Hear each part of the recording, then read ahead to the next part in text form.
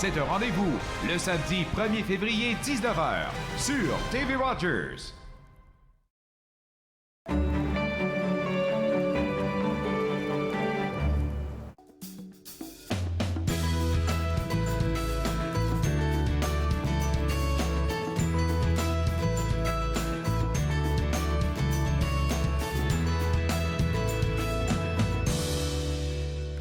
Bonjour et bienvenue Entre nous, exclusivement sur les ondes de TV Rogers. Je suis Claude-Andrea Bonny. Je me ferai un réel plaisir de passer la prochaine heure avec vous. Aujourd'hui à l'émission, on va parler de l'importance, on va pas parler de l'importance d'avoir une présence en ligne, malheureusement aujourd'hui, pardon. On va plutôt parler en fait de comment pouvoir se préserver quand il arrive quelque chose de grave dans notre petit coin de chez nous, avec une conférence assez intéressante. On va en parler durant la prochaine heure. On va aussi parler, je vais vous le dire ça parce que j'arrive même pas à le comprendre. Et puis, je suis très impatiente de faire cette discussion avec Julie Paquette, qui nous vient de l'Université Saint-Paul. Avec elle, on va démystifier un peu les algorithmes dans le secteur public. On va voir un peu comment est-ce qu'ils arrivent à changer un peu le travail de nos jours. On va aussi parler avec Soukaina Boutiev qui va partager avec nous les futurs projets de l'Alliance des femmes francophones. Tout ça, ça se passe dans la prochaine heure, mais avant ça, j'ai réservé quelques petites informations pour vous. Et pour commencer, je vais vous annoncer une bonne nouvelle. Peut-être que vous le savez déjà, peut-être pas. En tout cas, je me prends au jeu. La Maison de la francophonie, en fait, dans le côté ouest, ici, sera ouverte le 30 janvier prochain, donc la semaine prochaine. C'est quelque chose que la communauté, je pense, attendait depuis un bon moment et c'est enfin officiel. On a eu la date. Depuis un bout de temps, la date est officielle. Donc, si vous ne le savez pas, je vous l'informe. C'est le 30 janvier. Et puis, c'est une maison qui va vraiment regrouper les francophones, les francophiles. Donc, il y aura plein de services qui sont offerts. Là, parmi ceux-ci, j'ai noté les services de santé, des services sportifs, en fait. Il y aura aussi des services aux nouveaux arrivants et même plus encore. Le site web, il s'affiche à l'écran, le www.cmfo.ca. Vous allez avoir une belle page, un beau site web où tout est expliqué dans les moindres détails, facile à vous retrouver si vous voulez avoir plus d'informations. Et pourquoi pas vous joindre à eux le 30 janvier à 17h au 2720 chemin Richmond pour pouvoir participer à cet événement que toute la francophonie du côté ouest attend, mais toute la francophonie d'Ottawa et tout est attendue à cet événement-là. Je vais continuer avec l'hôpital Montfort. Hier à l'émission, on parlait avec le président du conseil d'administration de l'hôpital Montfort. Il nous a parlé des nouveaux membres. Il recherche en fait pour cette année 100 nouveaux membres pour l'association. Et pour cette année, il y a certaines particularités qu'il recherche, donc certains critères appropriés, certains profils. Et puis, c'est assez unique parce que ça vous permet, de vous impliquer du mieux que vous pouvez dans les affaires de l'hôpital Montfort.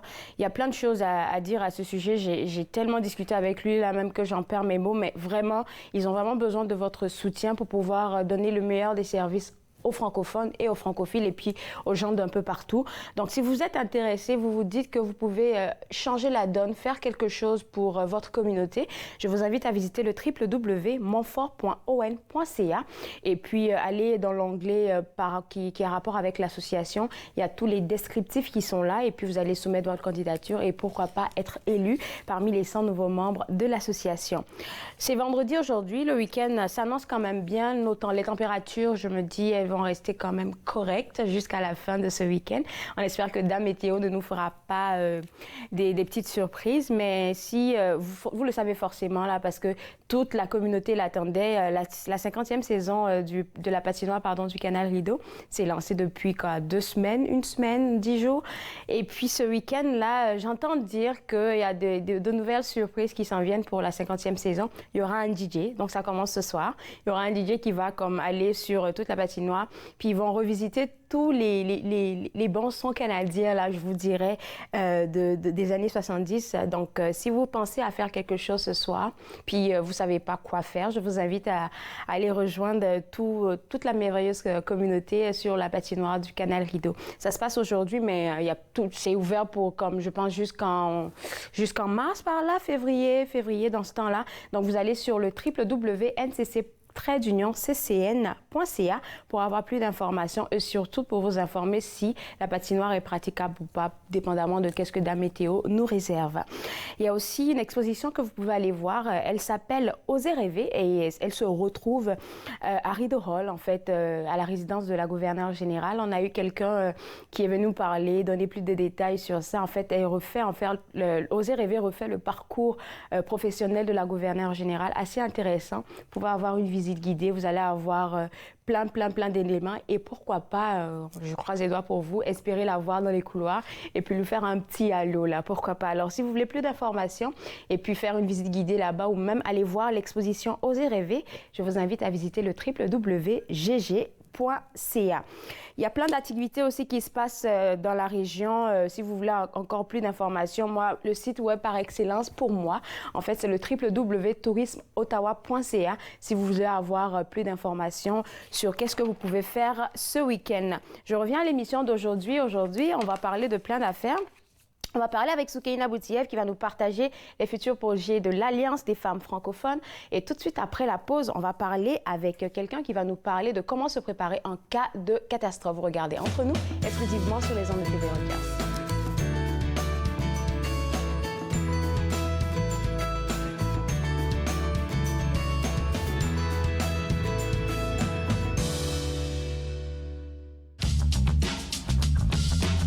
Cette émission est présentée par Télé Ella. Vous êtes enfin aux commandes.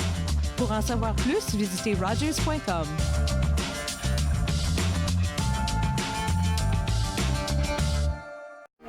Moi, je m'appelle Alexandre Belki et je travaille comme bénévole. Et moi, je préfère faire le CG, autre que des caméras ou les autres affaires. Une raison que j'ai choisi d'être un bénévole à Rogers, c'était plus pour mon futur. Donc, comme j'ai dit, j'aimerais aller travailler avec téléproduction ou même des films. Puis, je pense que TV Rogers, c'est la plus bonne idée. C'est une bonne idée pour l'expérience. Je suis membre pour aider les autres. Parce que ça fait partie de mes valeurs. Pour donner l'exemple à mes enfants. Je suis membre pour servir ma communauté. Pour changer la vie de quelqu'un. Pour reconnaître les sacrifices faits pour nous. Je suis membre pour ma mère. Mon grand-père. Mon voisin. Pour ceux et celles qui ont servi. Et qui servent toujours. Je suis membre. Je suis membre. Je suis membre de la Légion.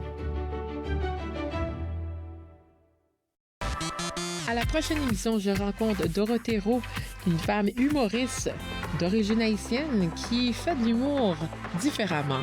Alors, suivez-moi. Suivez-moi, jeudi 20h, sur TV Rogers.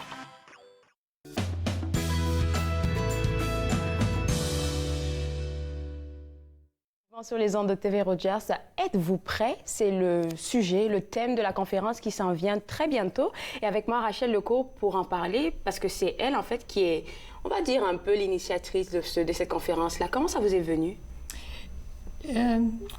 Lorsqu'on a eu notre tornade à Orléans cette année, j'y pensé tout d'un coup, je me suis dit, est-ce que je serais prêt si c'était dans mon quartier? C'est un petit peu plus loin, mais c'est tout de même, c'est assez près là, pour que je peux y penser sérieusement. Là. Alors, je me suis dit, si moi, je suis pas prêt, probablement mes voisins, mes amis sont pas prêts non plus. Alors, comme président de l'association communautaire, j'ai pensé que c'était probablement une initiative que l'association... Quelle association communautaire? L'association communautaire du Grand Avalon. OK.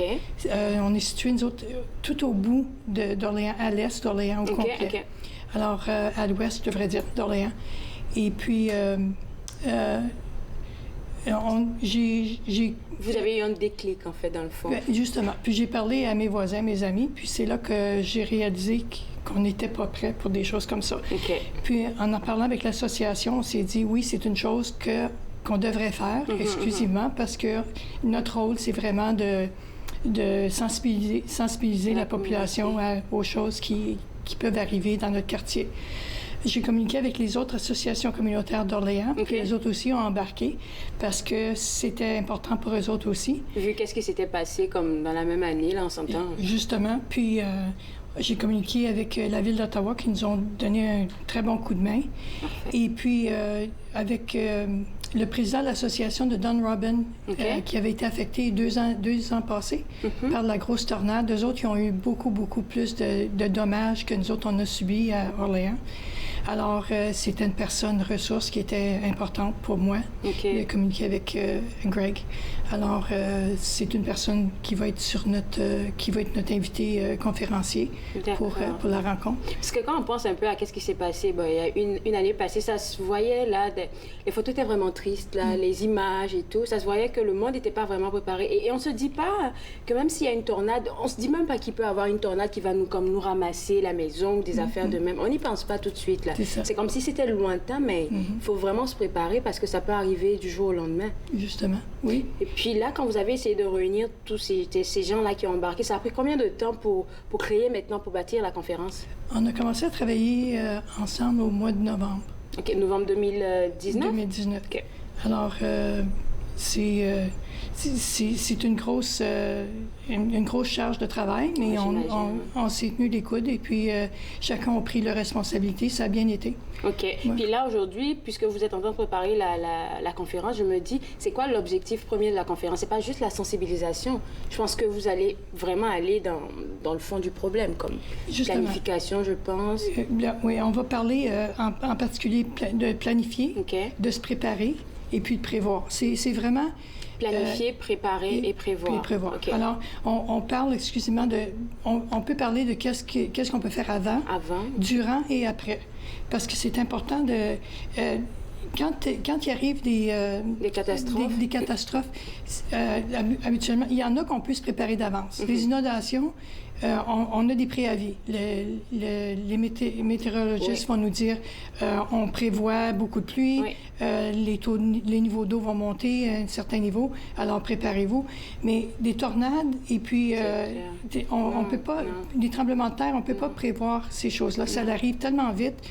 Et puis, souvent, les familles sont pas ensemble à ce moment-là. Les parents sont au travail, les enfants sont à l'école. L'été, les parents sont au travail, sont au chalet, la famille est au chalet. Qu'est-ce qu'on fait dans des situations comme ça? Parce qu'il faut absolument pouvoir prévoir. Ça permet aussi, si on a prévu, ça permet de garder un certain calme. C'est justement parce que quand un cas d'urgence va arriver, souvent... On réagit mal parce qu'on n'est pas préparé pour la situation. Alors, on réagit en panique. Et puis, si on est prêt, là, à ce moment-là, on sait, on a notre trousse d'urgence, on a ci, on a ça, on a notre plan pour pouvoir dire... puis les enfants sachent qu'à un moment donné, ça, c'est le plan de sécurité au cas où il y a une urgence. Surtout pour une tornade ou un incendie même. Parce que la semaine de prévention des incendies, les pompiers exigent ou demandent toujours que les familles aient un plan d'évacuation.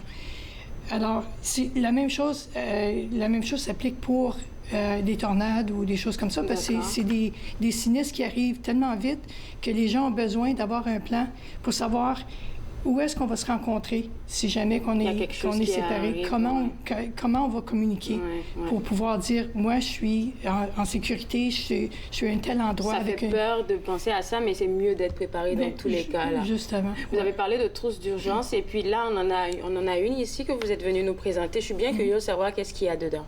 Alors, est-ce que je peux l'ouvrir? On peut jeter un coup d'œil. On peut jeter un coup d'œil? Parfait. Donc, ça, c'est vraiment... Pour commencer, c'est pesant. C'est pesant? Ça pour combien de jours? Je dirais à peu près... c'est une trousse pour 2 personnes. 2 personnes, pour 72 jours. Alors, la trousse comprend... je vais essayer de l'ouvrir. Plus les choses comme de l'eau, des affaires pour se tenir au chaud aussi, là. Puis des couvertures, des choses comme ça. Mais c'est pas la seule trousse qu'on devrait avoir à la maison. On devrait en avoir beaucoup? On devrait avoir une trousse pour l'auto. Je vais sortir ça. OK. Ça, c'est important, surtout l'hiver, avec des tempêtes de neige. D'accord. On devrait aussi avoir une trousse pour nos documents. Oui, pour les protéger. Pour les protéger. En cas de dégâts d'eau et tout. Justement. Puis pour les avoir accessibles aussi, si jamais que tu as besoin de... Disons que la famille est séparée, puis vous avez besoin de montrer une photo de votre enfant pour dire, tu sais, il était au parc. Est-ce que vous l'avez vu? Parce que peut-être quelqu'un l'a accommodé ou lui a dit viens avec moi ou tu sais, ces choses-là. On sait que ces choses-là peuvent être dangereuses, mais c'est moins dangereux qu'être frappé par un éclair ou un arbre qui nous tombe sur la tête. Puis là, dans ce sac-là, qu'est-ce que je vois? Bien, on va pas l'ouvrir carrément, mais il y a des petites affaires qu'on a. Il y a une couverture ici qui appelle un sac de couchage qui est tout petit. Des produits hygiéniques pour les dames. OK. Il y a ici une lampe de poche. OK. Faut pas oublier les piles. Ça, c'est vrai. Donc, les batteries doivent être à l'intérieur des batteries de rechange. Des batteries de rechange. Des gants. Ensuite, j'en vois des gants ici. Des gants, un petit... c'est quoi? C'est un... Ça fait une lumière, c'est comme un petit... Une lampe de poche, quoi? Non, c'est un fluo. Un fluo, OK. En plastique, on le casse, puis ça fait de la lumière. Ah, OK. Ah, oui, je vois. Fluorescent. Alors, comment c'est qu'ils appellent ça? Un light stick. Donc, ça, en fait, c'est une trousse, comme vous l'avez mentionné. Ça, c'est... Le sac, il fait comme il y a 2 trousses dedans, donc 2 bagages comme ça pour 72 heures pour 2 personnes. Il y a d'autres choses ici. Okay. Ils vont nous montrer aussi. Ça contient... D'accord. Ça, c'est quoi? Je vais laisser là. Vous allez me l'expliquer? OK. Ici, on voit, ils appellent ça les rations d'urgence. Alors, la ration d'urgence, c'est pas, comme je te disais, gourmet. C'est pas gourmet du tout, mais... C'est des choses, il faut vraiment rajouter de l'eau. Okay. L'eau est très importante aussi dans votre... Il y en a peut-être ici des petits sachets, mais on recommande 2 litres par personne par jour. D'accord. Ça, c'est pour les toilettes, c'est pour faire à manger, puis pour boire. D'accord. Alors... Beaucoup d'affaires dedans. C'est quand la conférence, en fait? Parce qu'on ne va pas tout leur montrer. Il faut qu'ils viennent à la conférence et puissent s'informer. C'est quand ça? C'est le 25 février. D'accord. Ça va être à l'école Béatrice Deloge, l'école secondaire catholique Béatrice Deloge, à Orléans. Puis c'est sur la rue Provence. Merci beaucoup. Je pense que toutes les informations sont sur votre site web. Hein, oui. D'accord. Ouais. Merci d'avoir partagé ça avec nous. Et puis moi, je me ferai un plaisir de rappeler ça aux gens qui nous regardent à la maison. Merci encore, Rachel. De rien, ça fait Et puis plaisir. voilà, maison, si vous êtes intéressé à participer à cette conférence, êtes-vous prêt? Je vous invite à visiter le www.gacga.com. C'est là que vous aurez toutes vos informations. Après la pause, on parle avec Soukeina Boutiev de l'Alliance des femmes francophones canadiennes. Vous regardez Entre nous, exclusivement sur les ondes de TV Rogers.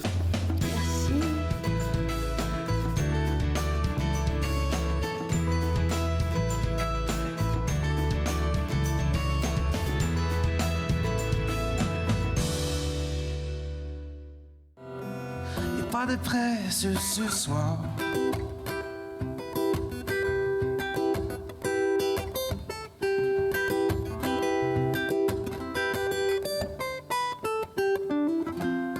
Posons nos lourds fardeaux. J'allumerai le feu.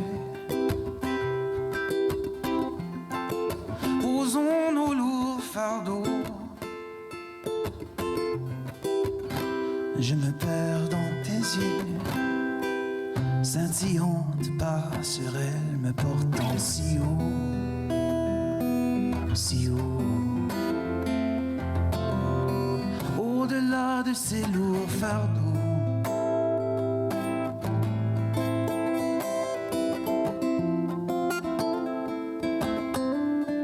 au-delà de ces lourds fardeaux.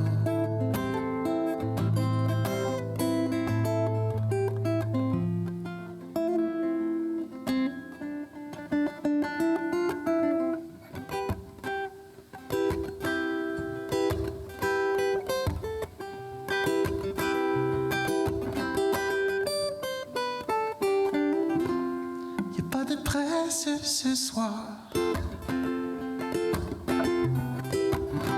pas besoin d'aller plus loin.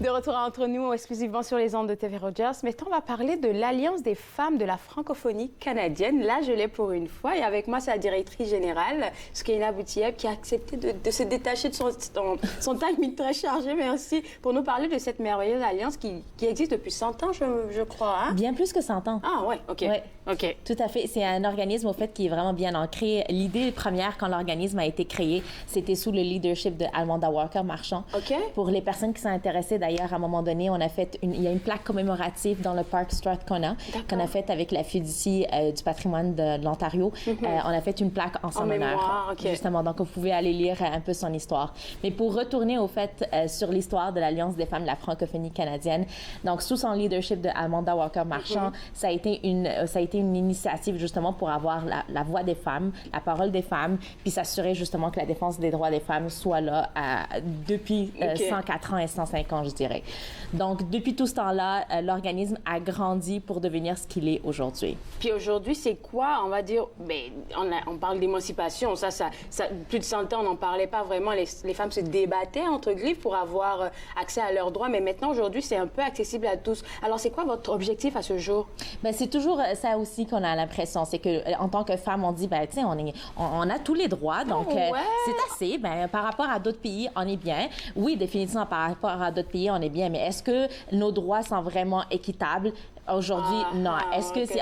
Puis le point qu'on pourrait parler, entre autres, par exemple, l'équité salariale, c'est un enjeu qu'on en parle encore. Puis ça, c'est un test que je dis toujours aux gens de le faire. Essayez de voir ce que vos homologues masculins sont payés par rapport à vous dans le même poste.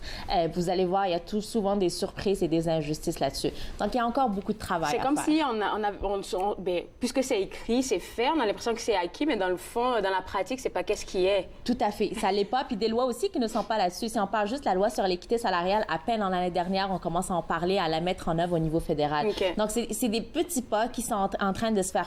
Et justement, quand on se dit, on est en 2020, voyons, on devrait avoir... Ça devrait être équitable là-dessus, mais non, il y a encore du chemin à faire. Alors, vous, votre objectif, c'est quoi? C'est de faire de la formation, de l'information? En tout cas, qu'est-ce qui se passe chez vous? Dans le fond, notre organisme, en fait, c'est un organisme national. Qu'est-ce que ça veut dire? En fait, quand j'essaie de l'expliquer un petit peu, c'est un organisme parapluie. Donc, on a des organisations membres qui sont dans différentes régions au Canada, à travers le pays, donc autant dans des provinces et des territoires. Donc, ces organisations-là font du travail sur terrain. D'accord. Et nous, en fait, notre rôle à nous, c'est d'avoir un rôle de sensibilisation du public canadien. Donc, sensibiliser le public canadien par rapport à l'apport des femmes dans notre société. Un deuxième volet, c'est la sensibilisation de nos leaders politiques, dans les sensibiliser, les éduquer par rapport aux enjeux spécifiques aux femmes francophones et acadiennes. Et un autre volet, c'est de renforcer notre réseau, donc renforcer nos organisations membres pour qu'elles puissent bien faire leur travail sur terrain. Donc, ça soit avec des formations, ça soit avec de la concertation, du réseautage ou vraiment des initiatives qui sont ciblées, cernées directement à nos organisations membres pour les appuyer dans leur domaine. Donc, dans le milieu national, à cette heure, en 2020, vous chapeautez combien d'organisations qui travaillent avec vous? Présentement, nous avons 14 organisations membres. Sur le territoire national, hein? Oui, il faut que je l'explique, en situation minoritaire, donc à l'extérieur du Québec. Mais malheureusement, en fait, il y a 2 territoires puis une province où on n'a pas d'organisation membre. C'est le Nunavut, les territoires du Nord-Ouest et Terre-Neuve et Labrador. Et on en recherche, donc... Et pourquoi, au fait, c'est la réalité de les organisations membres, c'est le financement. C'est souvent des organisations, les organisations de femmes, c'est des organisations qui font un travail incroyable sur terrain. Ça, c'est quelque chose toujours que je le répète, c'est que si nous avons des communautés francophones vibrantes, c'est parce qu'il y a un travail des femmes au sein de ces communautés-là. Le travail bénévole au sein de ces communautés-là, de ces femmes-là, est énorme et souvent, il n'est pas assez reconnu. Donc, ces organisations-là, c'est souvent juste des bénévoles qui travaillent et quand il n'y a pas de financement là-dessus ou justement, autrefois, il y avait un financement. Le financement a été coupé durant plusieurs années. Donc, il n'y a plus de motivation, il n'y a plus au-delà de la motivation, mais on a besoin des capacités pour pouvoir faire des choses. Donc, c'est un petit peu ça aussi notre rôle, c'est qu'on essaie de les appuyer dans la mesure du possible. Mais c'est une des réalités. Quand il n'y a pas de financement, on a des territoires et des provinces où il n'existe plus des organisations pour les femmes. D'accord. Vous avez mentionné aussi les enjeux liés aux femmes qui sont vraiment minoritaires, des femmes canadiennes qui sont minoritaires. C'est quoi ces enjeux-là? Bien, il y a différents enjeux. Honnêtement, il y a par exemple la question de la santé, avoir un service de santé en français. Puis là, c'est un exemple que je dirais. Une femme qui habite, francophone, qui habite à Ottawa, est-ce que c'est la même réalité qu'une femme qui habite en Saskatchewan, en milieu rural? L'accès aux services en santé, ça va être différent. Encore la question de l'équité salariale, la question de l'accessibilité au niveau des garderies, avoir des garderies francophones accessibles partout au pays avec un...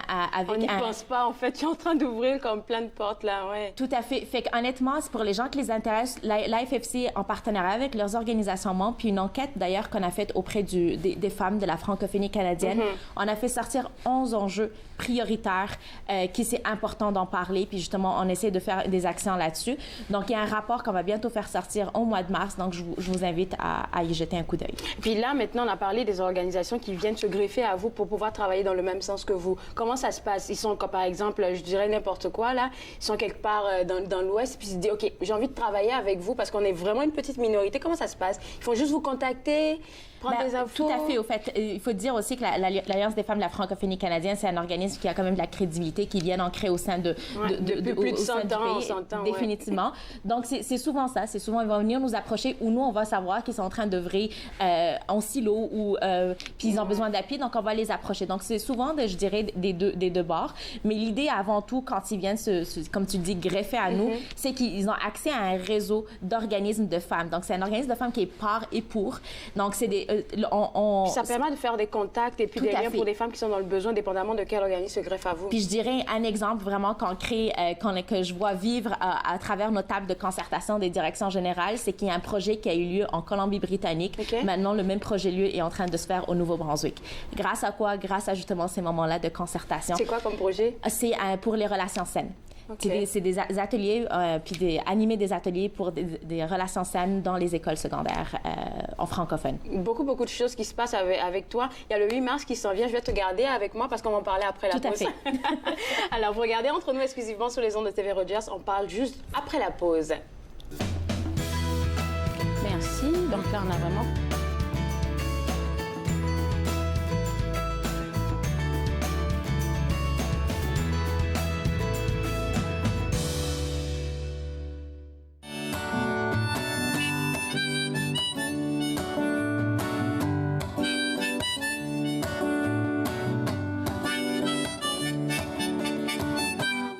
Si j'arrivais à tenir les rênes, piétiner tout ce qui me gêne, au moins m'agripper.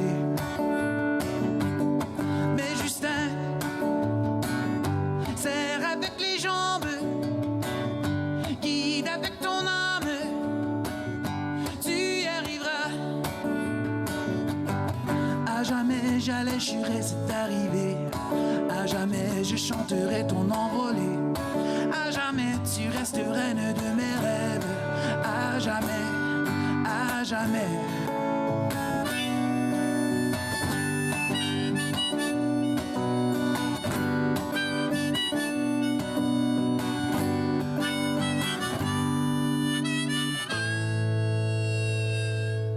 Et toi? Non, ce n'est pas pour être rude. Merci bien. Je n'ai assez de jouer la prude. Le tour est à nous. Le tour est à nous. Le tour est à nous. Oh, oh, oh. Jamais j'allais jurer.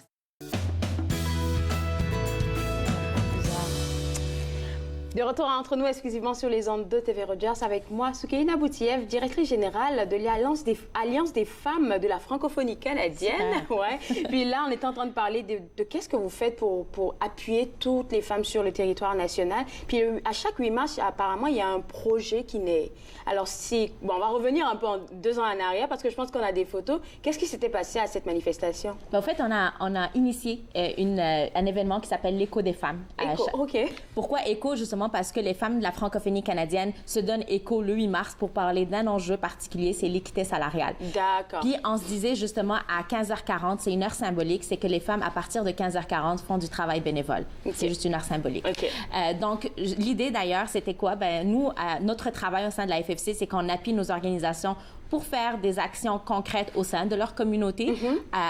Et nous, également, on fait une action. Donc des photos, justement, qui sont en train de voir. Ça, c'était à Ottawa, hein? C'était à Ottawa. C'était sur la colline parlementaire. C'est comme vous voyez, une grosse tempête de neige. Mais c'était là. Mais on a eu quand même une participation de, je dirais, 60 à 70 personnes qui étaient là, qui arrivaient, qui venaient, justement. On voit même un homme, hein, ouais. Il y avait des hommes, des femmes, des jeunes, de tout âge. Puis justement, c'est là où on s'est rendu compte. Puis honnêtement, c'est, OK, l'équité salariale, c'est pas juste nous, les femmes, en train de se parler entre nous. Ça touche tout le monde et il y a un appui et il y a des alliés avec nous. Donc, ça, c'est quelque chose qui a été beaucoup apprécié, mais justement, l'idée qu'on a faite durant l'écho des femmes, c'est qu'on a apporté des femmes pour venir témoigner de leur réalité. Puis là-dedans, on a apporté autant des... Ça prend de réveil d'esprit en même temps. Tout à fait, puis surtout de dire, au fait, ça peut toucher n'importe quel secteur. Donc, il y avait autant des femmes qui sont au niveau politique, des femmes qui sont au niveau de l'académicienne, au niveau de l'université, des entrepreneurs. Donc, il y avait vraiment une plateforme, je dirais, de femmes de différents secteurs, mais toutes avaient un point en commun, c'est la question d'équité salariale. Puis alors, c'est quoi le projet ou c'est sur quoi qu'on va se baser pour cette année, pour ce 8 mars prochain? Tout à fait. On continue sur la même lancée? On continue, le travail n'est pas encore fini. Okay, on aimerait l'arrêter, mais le travail est toujours là. Puis cette année, ce qui va être différent, c'est que l'Alliance des femmes de la francophonie canadienne va se déplacer, puis va faire la mobilisation en partenariat avec une de nos organisations membres, qui est le regroupement féministe du Nouveau-Brunswick. Donc, le 8 mars 2020 à Moncton, il y aura une marche, il y aura plein de choses qui vont être bientôt dévoilées. Donc, si jamais vous êtes à Moncton le 8 mars, venez vous joindre à nous. Mais ça, comme tu le disais, là, ça ne sera pas seulement à Moncton. Donc, toutes les organisations qui sont greffées à vous peuvent organiser quelque chose dans le sens. Exactement. OK, donc, ça sera vraiment sur le territoire national. Tout à fait. Plus d'infos, on les invite à aller voir le site web. Exactement. Mais ensuite de tout ça, pour pouvoir informer le grand public de qu'est-ce que vous faites comme action, il y a Présente. Présente, c'est votre magazine. Alors, on parle de quoi dans Présente? Comme je disais un peu au début, l'objectif aussi de l'Alliance des femmes de la francophonie canadienne, c'est un peu de sensibiliser le public canadien sur l'apport des femmes. Puis je dirais Présente, c'est un petit peu la plateforme féminine et féministe des femmes. J'aime bien. Pour parler des différents enjeux qui sont reliés à elles. Puis honnêtement, ça, c'était un besoin qui a été demandé de la part de notre membriété. Qu'ils voulaient avoir une plateforme pour parler des propres enjeux. Donc, à chaque fois, il y a une édition. La dernière édition, c'était justement sur Oser aller en politique. Donc, puis on a eu des témoignages de femmes qui sont en politique. On a eu également des textes qui ont été soumis, entre autres, je suis en train de penser à un texte de la sénatrice Lucie Monson aussi qui a écrit là-dedans. Donc, il y a vraiment... C'est un gros travail, ça. Tout à fait. Puis ça donne des perspectives qui sont différentes, justement, mais toujours sur une même thématique. Donc, la prochaine fois, ça va être une prochaine thématique. Donc, est-ce qu'on pourrait la voir un tout petit peu en primeur? On pourrait parler de c'est quoi la thématique, définitivement. Oui. La prochaine thématique, c'est être ou ne pas être maman en 2020. Se poser la question, est-ce qu'on est obligé d'être maman? C'est tabou, ça.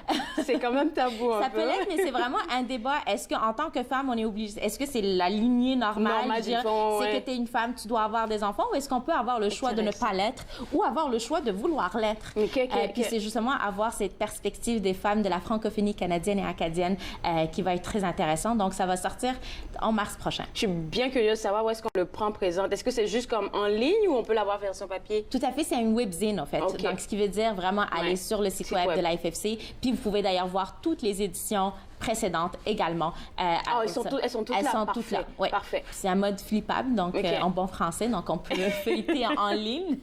Donc, c'est plus facile pour tout le monde. Donc, être ou ne pas être maman, ça serait comme disponible à partir de quand? En mars. Vraiment, mars prochain, ça va être sorti. Donc, restez à l'affût. Beaucoup de choses qui se passent avec toi. Soukaina, tu es vraiment très active dans la communauté francophone et j'aime beaucoup ça, mais je me dis, là, avec tout le travail que tu es en train d'expliquer, il y a forcément des enjeux pour vous, là. Tout n'est pas si rose.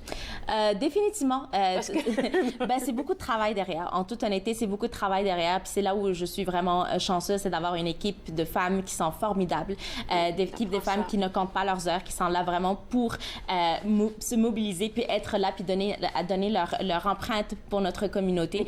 Donc, oui, puis ce que ça veut dire, c'est d'avoir du travail bénévole, peut-être des fois qui se fait. C'est des heures qui ne se comptent pas, donc il y a définitivement ce côté-là. Il y a toujours le défi du financement. C'est toujours à vouloir toujours revendiquer. On veut bien faire, mais il n'y en a pas comme financement. Il y en a définitivement. Puis toujours revendiquer l'importance de notre existence. Donc, c'est quelque chose que malheureusement, ça ne devrait même pas avoir lieu, mais il y a toujours ce besoin-là de le faire. Donc, il y a définitivement ce côté-là où il y a toujours, est-ce qu'on va avoir un financement bientôt? Est-ce que ce projet va être accepté? Donc, des fois, tu vas te mettre plus des heures là-dessus que peut-être de faire plus de projets. Et celui gouvernemental comme provincial ou fédéral, c'est encore il faut quand même, je dois quand même mentionner que le gouvernement fédéral, durant le plan de l'action sur les langues officielles, il y a eu quand même une bonification pour les subventions de base au sein des organismes. Donc, on a eu une augmentation, ce qui est excellent. Mais c'était une augmentation aussi pour rattraper les différentes années où il y a eu des coupures budgétaires par l'avant. Donc, oui, il y a eu des actions qui ont été faites, mais est-ce que c'est assez? Non, ça ne l'est pas encore. Donc, il y a encore du travail à faire là-dessus. Wow, faites beau travail là. Et puis là, qu'est-ce que tu voudrais dire à des femmes peut-être qui veulent vous rejoindre? Parce que je sais que vous faites toutes ces affaires-là, mais il n'y a pas de formation, par exemple, juste pour être un peu curieux de c'est quoi votre alliance? Honnêtement, appelez-nous. Notre porte est grande ouverte, définitivement. Okay. Il y a aussi des ateliers, des activités que nous, on donne à travers nos organisations membres. Comme par exemple, sur le Mentor Action, c'est dans le fond pour développer le leadership des femmes francophones, des jeunes femmes francophones au sein de leur communauté.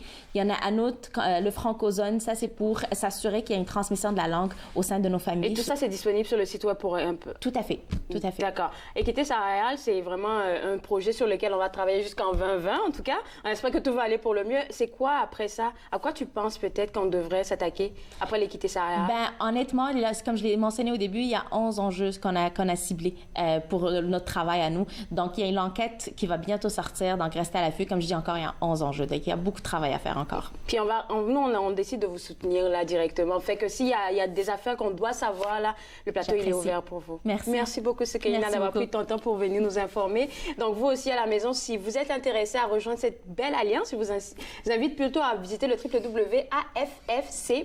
Il y a toutes les informations qui s'y trouvent. Après la pause, on va parler d'algorithmes. Je ne sais vraiment pas qu'est-ce que c'est. Restez avec moi, vous regardez entre nous, exclusivement sur les ondes de TV Rogers. Merci beaucoup. C'est passé vite.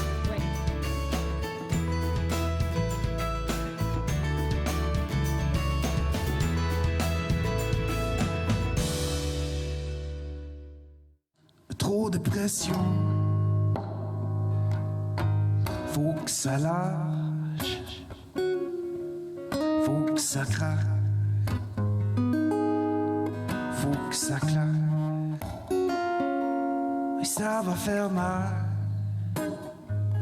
je sais que ça fait mal, mais ça va passer, ça va passer. Laisse-y le temps, laisse-y le temps, il règle bien les choses.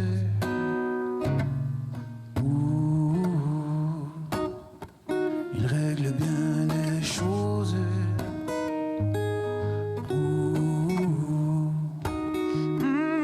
Il règle bien les choses.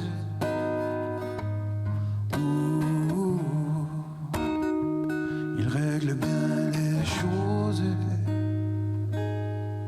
La nuit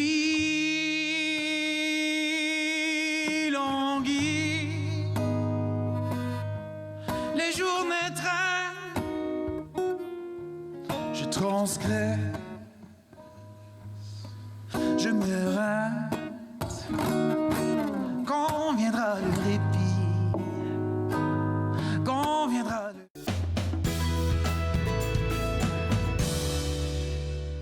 De retour à Entre nous, exclusivement sur les ondes de TV Rogers. Si vous ne saviez pas, les algorithmes, l'intelligence artificielle et quoi d'autre, les mégadonnées sont en train de transformer nos manières de travailler un peu partout dans les différents secteurs. Mais avec Julie Paquette, on va démystifier ça parce que algorithme, je sais que c'est des données, mais comment ça arrive à transformer comme le travail, j'ai aucune espèce d'idée. Est-ce que tu peux nous aider avec ça? Oui, j'ai essayé d'y aller au plus simple. D'accord. Peut-être au début brièvement dire c'est quoi des algorithmes, à quoi ça peut servir, puis on verra après s'il y a peut-être des limites ou des critiques. Mais premièrement, ce qui est intéressant de savoir, c'est qu'on a une capacité maintenant de collecter beaucoup de données, mais aussi de les stocker.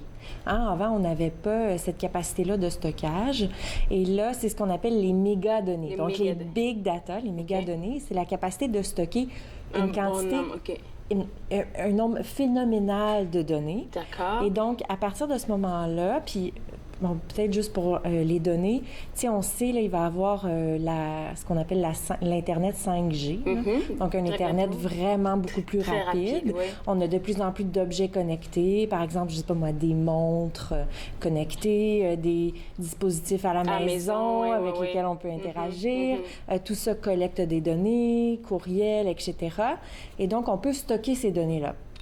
Maintenant, ces données-là, c'est brut, là. Oui. Là, maintenant, ces données-là, on peut les traiter ou en tout cas essayer d'en sortir quelque chose. Bien, d'en sortir quelque chose, que ça fasse du sens. Un peu comme on peut avoir plein d'ingrédients dans son frigo, mais si on n'a pas une recette, ça ne nous fera pas un bon repas. Non. Bon. OK. Un algorithme, c'est comme une recette. Okay? Ah, ça, c'est... Voilà. OK, d'accord. C'est super simple. Donc, un algorithme, c'est une équation mathématique, c'est comme une recette. Si tu prends un peu de tel ingrédient, tel autre ingrédient, tu les mets ensemble, il va sortir quelque chose. OK.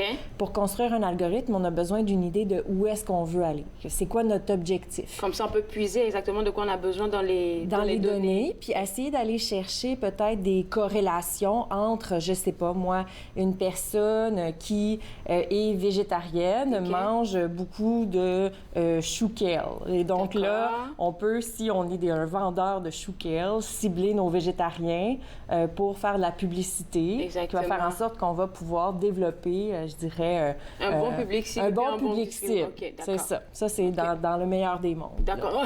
Oui, ça ne fonctionne pas toujours comme ça. Oui, mais puis ça peut avoir d'autres usages aussi. Mais là, peut-être ça démystifie un peu. Là. Ouais. Les big data, c'est les données brutes. Les algorithmes, c'est l'équation mathématique qui nous permet d'essayer de trouver du sens dans ces données-là. D'accord. Mais comment elles arrivent à... Oui, on a expliqué, parce que ça peut aider, par exemple, dans une recherche, si on veut avoir un public cible bien donné et tout ça. C'est dans ce sens-là qu'on dit que ça améliore le travail, c'est ça? Bien, moi, je dirais ça le transforme. Transforme, OK. Parce qu'améliore, on prend pour acquis que d'emblée, c'est quelque chose de bien. Moi, ce que je dis, c'est des défis qu'on rencontre en ce moment. C'est en train de transformer radicalement le monde du travail. Après ça, la question, est-ce que ça transforme pour le mieux, pour moins bien? On peut poser la question. Mais ce qui est sûr, c'est que ça le transforme. Je vais donner des exemples. Okay. Si on parle, par exemple, on va surtout s'intéresser à ce qu'on appelle le gouvernement numérique, la fonction publique. On peut penser, je sais pas moi, à dire on pourrait avoir des services vraiment personnalisés pour chaque utilisateur. C'est-à-dire qu'en fonction de ce qu'un citoyen ou une citoyenne a besoin, bien, on va faire en sorte qu'il y aura des services adaptés pour cette personne-là. On peut s'en servir pour mieux repenser l'allocation des ressources. Ou ce pourquoi on s'en sert déjà souvent, c'est par exemple des politiques d'embauche pour les ressources humaines. Okay. Admettons, on reçoit 300 CV, on veut les trier. Pour les filtrer, filtrer, voir quels seraient les critères. Donc ça, c'est des exemples, je dirais, d'utilisation de données. On s'en sert aussi lorsqu'on parle de libération conditionnelle de prisonniers. Donc, est-ce qu'il y a des chances de récidive ou pas? Les policiers vont s'en servir aussi parfois dans certains secteurs. Maintenant, pourquoi tu dis, est-ce qu'on doit juste se poser la question, est-ce que ça fonctionne vraiment ou pas? Parce que dans certains cas, c'est assez délicat. Dans certains cas, ça peut être très délicat. Puis là, ça, c'est ce qui, moi, m'intéresse beaucoup. Donc, c'est pour ça que je préférais le mot « transforme » au mot « améliore ». Mais je dirais que c'est surtout, ce sont des nouvelles technologies qui évoluent infiniment vite. Ça fait 6 ans que j'enseigne un cours sur ces questions-là, puis à chaque session, on a des nouveaux mots qui apparaissent dans notre vocabulaire. Donc, ça évolue à une vitesse phénoménale. Puis au niveau gouvernemental, on n'a pas toujours nécessairement l'expertise parce que c'est souvent des entreprises privées qui ont ce savoir-là. Puis qui viennent travailler avec nous en partenariat pour certains moments, et puis après, ils partent. Après, ils partent. Des fois, ça fonctionne. Des fois, ça fonctionne un peu moins bien. On peut avoir l'idée Phoenix, là, qui est un peu le projet catastrophe. dont on ne parlera pas trop aujourd'hui pour ne pas causer des cauchemars. Okay. Mais ce qui fait en sorte qu'on peut imaginer qu'on peut être un peu à la traîne aussi, comme dans la fonction publique, au niveau gouvernemental. Puis on est peut-être aussi un peu dépendant de ces entreprises privées-là qui ont une expertise très propre et qui ont aussi beaucoup de données. Puis je rajouterais peut-être une chose, ces données-là, ça vaut beaucoup d'argent, en fait. Souvent, on va dire les données, les mégadonnées. C'est délicat aussi de travailler même... on ne dira pas que c'est mauvais, mais c'est aussi délicat en même temps de travailler avec des organismes privés. Ben oui. Là, ça pose toujours beaucoup de questions au niveau de la protection de ces données-là, au niveau de ses utilisations, au niveau de la vie privée, mais au niveau aussi de la qualité des données recueillies. Parce qu'il y a aussi beaucoup d'erreurs qui peuvent être faites quand on recueille des données. C'est-à-dire qu'il y a comme une espèce de fantasme ou de rêve, c'est qu'on aimerait être capable de recueillir des données sur tout ce qui se passe dans le réel. Moi, je formulerais ça en termes un peu plus académiques en disant on a un rêve de pouvoir quantifier le réel. Tu sais, si on peut avoir une copie de la vie en données, après ça, on pourrait traiter ça de manière mathématique puis être capable de comprendre vraiment ce qui se passe puis de pouvoir prédire ce qui va se passer dans l'avenir. Mais ces données-là, il y a souvent aussi des données faussées qui rentrent. Failles, il y a des failles. Donc, non seulement ces données-là, ça peut être une menace à la vie privée, mais aussi ces données-là sont pas toujours fiables. Oui, parce qu'il y a des erreurs qui vont se glisser, là. Puis là, tu as dit deux choses, tu es professeur, puis travailler avec des organismes privés, c'est bon, ça peut aider les gens du secteur public, mais je pense que l'école d'hiver, pourquoi tu es venu nous parler aujourd'hui, c'est pour ça que vous l'avez créée, dans le fond, c'est ça? Oui, bien, en fait, on s'est dit qu'on voulait créer un lieu, un moment dans l'année où des gens de la fonction publique... C'est vraiment des gens de la fonction publique, parce que c'est eux qui travaillent le plus souvent avec des données. Nous, c'est ce qui nous intéresse. Soit des gens de la fonction publique ou des gens intéressés par une maîtrise en éthique publique. D'accord, on s'est dit, on va se donner un mois pour s'asseoir tout le monde ensemble puis essayer de regarder quels sont les défis et pouvoir aussi créer un lieu de discussion, d'échange avec des études de cas très concrètes de ce qui se passe en ce moment. Oui, c'est ça. Actuel. On ne va pas chercher des affaires qui sont passées comme il y a 4 ans, 5 ans, non, de toute façon, ça ne fonctionnera plus. Oui. Donc, très, très, très actuel. Puis, on est allé chercher aussi vraiment un comité d'experts, c'est-à-dire on va avoir 5 conférenciers de renom qui viennent. Puis là, on se dit, les gens qui participent à cette école d'hiver-là peuvent arriver avec des cas puis dire, voici ce à quoi nous, on fait face au niveau de la transformation des services publics et des mégadonnées. Puis ensemble, on peut servir de groupe de réflexion où aujourd'hui, on parlait de consultants au niveau des enjeux liés aux transformations du monde du travail dans le secteur public, liés aux algorithmes et aux big data. Puis Dieu sait qu'il y en a des tonnes d'enjeux. Puis là, tu voulais un peu, parce que tu veux faire un point d'honneur sur l'école d'hiver, parce qu'il y a beaucoup de gens, moi-même, je ne sais pas comment ça fonctionne. Je te garde avec moi, on va à la pause. Super. Alors, quand on revient, on va parler de l'école d'hiver et puis on pourra voir si vous pouvez vous inscrire pour ce programme-là. Vous regardez Entre nous, exclusivement sur les ondes de TV Rogers. Merci.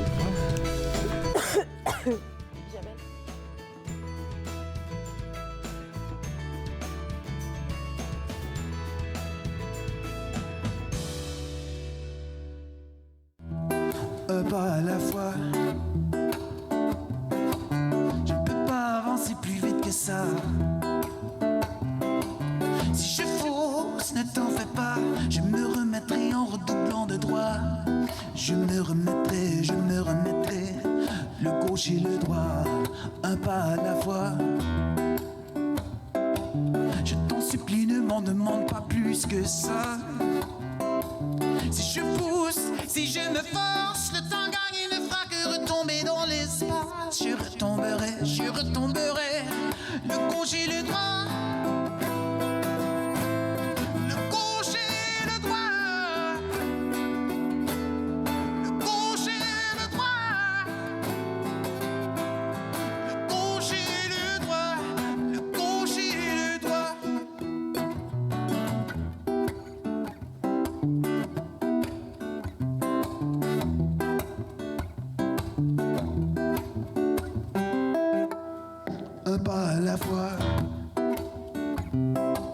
C'est comme ça que je rentrerai chez moi. Si ce n'est qu'aux petites heures du matin, s'il faut que tu me guides par la main, je rentrerai chez moi, le gauche et le droit, le gauche et le droit. Des études de cas, là. De retour entre nous exclusivement sur les ondes de TV Rogers. Je comprends maintenant qu'est-ce que sont les algorithmes, les big data, les mégadonnées et tout ça. Et puis, en fait, Julie Paquette, qui est professeure, va vous expliquer un peu plus profondément à l'école d'hiver. Puis là, je ne savais pas trop l'école d'hiver, ça fonctionnait comment. OK. Donc, l'école d'hiver en éthique, c'est la première édition. On l'a fait en français. D'accord. Le thème de l'école d'hiver en éthique cette année, c'est les algorithmes et les big data dans le secteur Parce que ça change de thème à chaque école. Ouais, ben, en tout cas, on va voir, mais ça risque de changer de thème. La question de pouvoir aller rejoindre un plus grand public. Parfait. Donc, cette année, l'école d'hiver en éthique, en fait, c'est un cours. OK? Donc, pour dire clairement, c'est un cours de 36 heures, niveau maîtrise. Donc, pour s'inscrire, il faut avoir un baccalauréat dans n'importe quel domaine. Puis, ça peut être un baccalauréat que vous avez fait il y a 25 ans, là, 20 ans. Je veux dire, si vous avez un baccalauréat, vous travaillez dans la fonction publique. Le premier critère, en fait. Le premier critère. Si vous avez un baccalauréat, que vous êtes employé de la fonction publique ou que vous êtes intéressé, vous êtes chez vous, vous dites, il me semble que je ferais ça, moi, une maîtrise en éthique publique, que vous essayez de prendre un cours pour voir comment ça se passe. Est-ce que je suis rendue là dans ma vie, retourner aux études, peut-être découvrir de nouveaux horizons. On a beaucoup de nos étudiants qui sont aussi des retraités. Donc, si vous avez un baccalauréat, ça vous intéresse, vous dites, moi, je m'inscrirais. C'est ce qu'on appelle un séminaire de maîtrise, mais qui va être fait sur 3 semaines. Donc, c'est en condensé. Là, ça peut faire peur, mais la façon dont ça a été construit, la façon dont ça a été construit, est donc sur 3 semaines. Et si vous travaillez à temps plein, puis là, vous vous dites, ben moi, je travaille à temps plein, j'ai pas le temps. C'était ça ma question, parce qu'on a dit secteur public, là, c'est vraiment des gens qui travaillent vraiment tout le temps de temps plein. C'est une question totalement légitime. Première chose, les seuls moments où c'est pendant les heures de travail, c'est 2 vendredis. Donc, le vendredi 14 février et le vendredi 21 février. D'accord. Donc, par exemple, si les gens veulent suivre cette formation-là et qui sont travailleurs à temps plein, ils doivent prendre 2 vendredis de congé. Ça peut aussi être inclus dans le cadre d'un congé de perfectionnement. OK, merci, là. Ça sonne un emploi comme... Donc, il y en a qui peuvent demander à leur employeur. On en a déjà des gens qui sont inscrits dans le cours, dire, bien, moi, j'aimerais faire un perfectionnement professionnel. C'est toujours bon pour l'entreprise, de l'organisation et tout. C'est toujours bon. Puis là, je parle souvent de la fonction publique, là, mais c'est vraiment les gens qui travaillent dans le secteur public en général, là, partout. Ça peut être au niveau municipal, au niveau communautaire. Donc, à ce moment-là, on peut aller voir son employeur et dire, moi, je serais intéressée à faire un perfectionnement. D'accord. Il y en a qui vont couvrir les frais ou il y en a qui vont libérer pour plus facilement. Donc, au niveau de l'horaire, on a des choses en classe, donc 2 vendredis toute la journée. 14 et 21, ou est-ce que ça se fait en classe? En classe. Comme de 8 à 4 ou? De 9 à 4. OK, ouais, ça commence un peu plus tard. OK. Mais les lunchs sont fournis. Donc, déjeuner fourni, lunch fourni. C'est dans les locaux de l'Atelier d'innovation sociale Maurice-Bélanger de l'Université Saint-Paul. Donc, dans des super beaux locaux à la fine pointe de la technologie. On a aussi 2 soirs. Donc, un mercredi soir, un jeudi soir. Comme après 4 heures? Après, à 17h30. OK. Donc, le mercredi soir, c'est dans les locaux de l'Institut de la gouvernance dans le marché Bail, avec vue sur le marché Bail. On va mener une conférence sur la bonne gouvernance et l'intelligence artificielle. On a un jeudi soir puis un samedi matin. Au-delà de la présence en classe, il y a des petits modules en ligne. Donc, les étudiants et étudiantes inscrits dans le cours, à chaque semaine, ils vont sur la plateforme en ligne et là, ils ont des petits modules, c'est-à-dire un module de 15 minutes du genre... c'est quoi les grands débats éthiques en ce moment autour des algorithmes et du big data? Puis là, ils regardent un petit vidéo de 10 à 15 minutes. Ils remplissent 3 à 4 questions. Donc, il y a des modules comme ça en ligne qui font en sorte que les gens, quand ils arrivent en classe, mais sont déjà préparés, puis ils ont eu des clips. Ils peuvent retourner les revoir aussi, tu sais, si des fois, il y a des définitions de concepts. Puis là, en plein milieu du cours, on se dit, mais diantre, qu'est-ce que c'est que le machine learning? Je m'en souviens plus du tout. On retourne voir le petit module. Donc, c'est des modules qui nous guident tout au long de la session. Puis les gens peuvent choisir de s'inscrire de 2 manières. Soit en disant, moi, je veux un 3 crédits, c'est-à-dire 3 crédits universitaires, je vais faire mes travaux, mes fiches de lecture, mon travail final. Puis je veux que ça soit peut-être, si je suis intéressée à faire une maîtrise après, bien, ça sera déjà un cours que j'aurai fait. Donc, quand je commence ma maîtrise, j'ai déjà fait un 3 crédits. Ou peut-être, si moi, je travaille à temps plein, puis je me dis, bien, moi, je veux que ça soit un perfectionnement professionnel, mais j'ai pas le temps de faire tous les travaux, j'ai pas le temps de faire l'examen de fin de session. Bien, dans ce cas-là, on peut s'inscrire sans crédit universitaire, puis on aura une attestation. Nous, on va fournir un papier qui dit la personne a complété les modules, mais il n'y a pas de note dans ce cas-là associée au module. Donc, parce qu'il n'y a pas passé des examens. C'est ça. Donc, on est flexible à ce niveau-là, c'est-à-dire la personne a acquis des compétences, mais c'est pas l'équivalent d'un 3 crédits à la maîtrise. Même si on est... peut-être qu'on a des enfants. Souvent, c'est assez difficile avec des enfants. On peut s'en sortir, là. Même après un 8 à 4, on peut s'en sortir. Chaque personne a vraiment un parcours singulier. Donc, on essaie d'accommoder un peu tout le monde. De répondre, en tout cas, à la particularité de chacun. Donc, 2 pour ce séminaire, conférence et cours en même temps, école d'hiver, d'accord, qui va durer comme 3 semaines. 3 semaines. Il y aura 2 cours en classe, 14 et 21, 2 conférences, et tout le reste, ce sera vraiment en ligne. À nous de jouer un peu. Plus que ça, en fait. Il y aura 2 journées complètes, 2 soirs puis un matin. OK, c'est ça, 2 journées complètes, 2 soirs et un matin. OK, ça, c'est pour les conférences. Oui, les conférences ou des cours qui seront enseignés par moi et mon collègue Louis Perron, qui enseigne aussi à l'École d'éthique, justice sociale et services publics à l'Université Saint-Paul. D'accord, vous ne serez pas 2. Je pense qu'il y a des conférenciers aussi, qui vont se joindre à vous. En tout cas, des gens qui ont des domaines assez spécifiques. J'ai amené un peu ça parce que on est vraiment chanceux. Là. On a vraiment, je dirais, 5 conférenciers qui viennent avec leur expertise. Puis ils sont vraiment là, à la fine pointe des questions. Donc, si je peux les présenter. Oui, on va les présenter. Donc, il y a Guillaume Beaulac qui travaille à l'unité d'impact et d'innovation au gouvernement du Canada en ce moment, au bureau du conseil privé, qui, lui, en fait, travaille vraiment sur la collecte de données, les architectures de choix, les modifications des comportements face à un environnement tout dépendant si, je sais pas moi, notre ordinateur est placé de telle façon, notre bureau est placé de telle façon, on agit de telle manière. Donc, ils collectent beaucoup de données puis ils essayent de voir comment est-ce que ça influence nos comportements. Donc là, c'est fascinant parce que c'est toute une composante qu'on connaît pas beaucoup. Il va nous rester 1 minute, là. On va aller avec le deuxième conférencier. Rapidement. Émilie Dionne, qui est au Centre de recherche St. Mary's Hospital à McGill, qui travaille sur les soins de santé. Marie-Hélène Parizeau, une professeure de la faculté de philosophie de l'Université Laval, qui était à l'UNESCO pour travailler sur l'intelligence artificielle. Et David Rochelot-Houle, il travaille à la Commission d'éthique, sciences et technologies au Québec, qui est l'auteur du rapport sur l'intelligence artificielle et les transformations du monde du travail. Donc, quand on parlera des conférences en soirée, comme pour les 2 soirs, c'est ces conférenciers-là qui seront présents. Oui, bien, un des soirs, c'est David Rochelot-Houle et l'autre soir, c'est à l'Institut de la gouvernance et on a Toby Fife, qui est le président de l'Institut sur la gouvernance, qui va nous parler de la bonne gouvernance et de l'intelligence artificielle. Puis, quand toi, je vois des papiers dans tes yeux, Julie, t'es vraiment comme dans ton domaine. Et puis, qu'est-ce que tu aimes, en fait? Quand tu transmets, qu'est-ce que tu aimes là à ces personnes-là?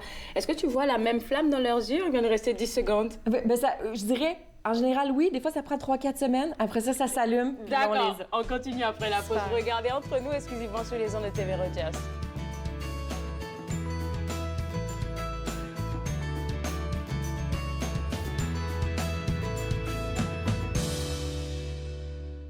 I'm Mallory, and I was walking home one night when an impaired driver hit me. He had been overserved in 2 bars before getting behind the wheel. If the servers would have called him a cab instead of serving him more alcohol, my life would be the same as what it used to be. I think servers play the biggest role in keeping us safe because it's up to them what state the person's in when they leave. Refusing service isn't personal, it's the law. Exposés, discours, conférences, c'est à Podium que vous les retrouverez. Il y a eu différents événements déclencheurs. On se comprend qu'être artiste, c'est pas une job normale. Podium, mardi 21h sur TV Rogers.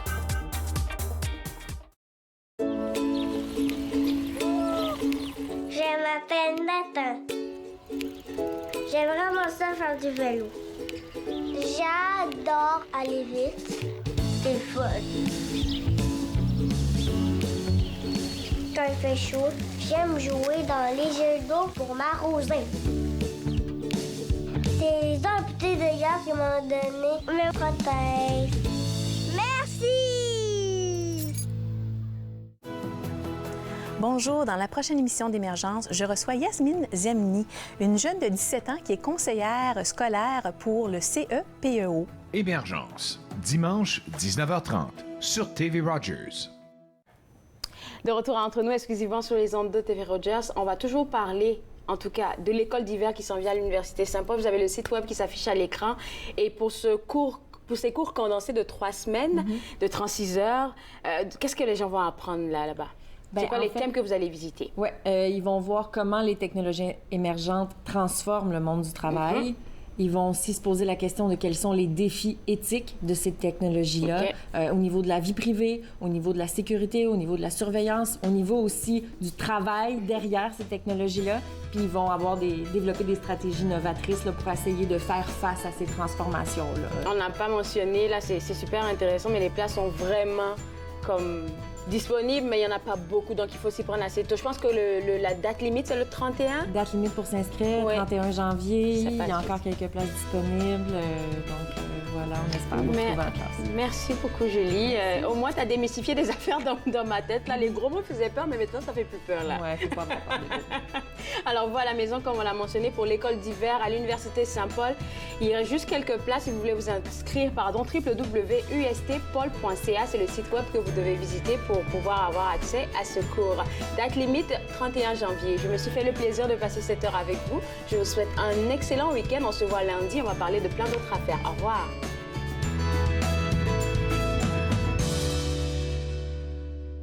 Faites-nous part de vos commentaires en composant le 613-521-2323 par courriel sur Facebook et Twitter.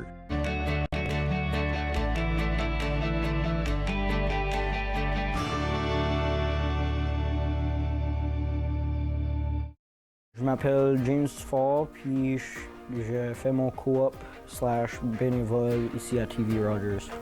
Je voulais expérimenter différents types de techniciens. Je suis technicien de scène, je voulais voir technicien de production télévisuelle, voir c'est quoi les différentes démarches, les différents environnements, puis c'est quoi l'impact que ça fait sur moi que je suis intéressé dans le domaine de technicien.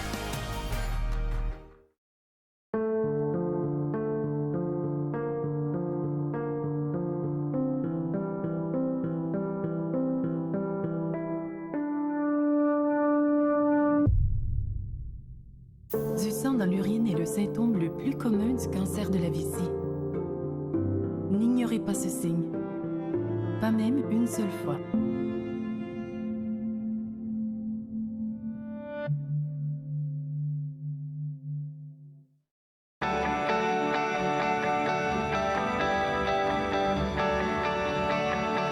Vous regardez TV Rogers.